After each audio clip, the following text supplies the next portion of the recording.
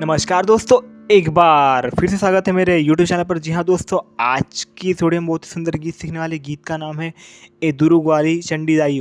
ठीक है दोस्तों, ये गीत अखिलेश यादव जी ने गाया था, है ना। तो दोस्तों आइए बिना किसी देरी के ये गीत सीखना स्टार्ट करते हैं।